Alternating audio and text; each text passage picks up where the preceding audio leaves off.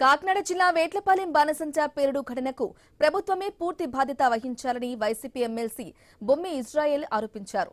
బాణసంచా కేంద్ర నిర్వాహకుడిపై చర్యలు తీసుకోవాలని డిమాండ్ చేస్తున్నారు. గ్రౌండ్ లెవెల్లో పర్యవేక్షణ లేకపోవడం వల్లే ప్రమాదం జరిగిందన్నారు. నిబంధనలకు మించి అధిక మోతాదులో మెటీరియల్ను తయారు చేస్తున్నారని విమర్శించారు. పర్యవేక్షించాల్సిన అధికారులు మామూళ్ల మత్తులో ఉన్నారని ఎమ్మెల్సీ ఇజ్రాయెల్ మండిపడ్డారు. వేట్లపాలెం ఘటనలో మృతి చెందిన వారి కుటుంబాలను పరామర్శించారు.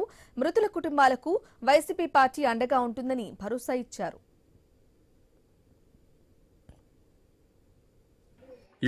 ఏ విధమైనటువంటి సేఫ్టీ లేకుండా ఎవరైతే అడబాల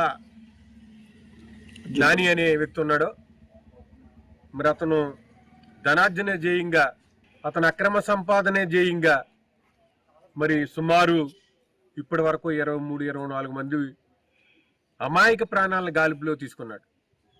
ఈ సంఘటనకి పూర్తి బాధ్యత ప్రభుత్వానిది. ప్రభుత్వంలో పనిచేస్తున్నటువంటి అధికారులు పూర్తి నిర్లక్ష్యంతో గ్రౌండ్ స్థాయిలో పర్యవేక్షణ లేకపోవడం వలన 20 మందికి ఇచ్చినటువంటి లైసెన్స్ కలిగినటువంటి ఈ ఫైరు సామాగ్రి వ్యవస్థలో 80 మందిని 90 మందిని 100 మందిని కూడా పెట్టి పనిచేస్తున్నాడు. దళితులు ప్రాణాలు కోల్పోయారండి. ఈ పాపం ఎవరికి? ఈ పాపం ఎవరు మోస్తారో? ఈ పాపం ఎవరికి తగులుతుందని నేను ప్రభుత్వాన్ని అడుగుతున్నాను.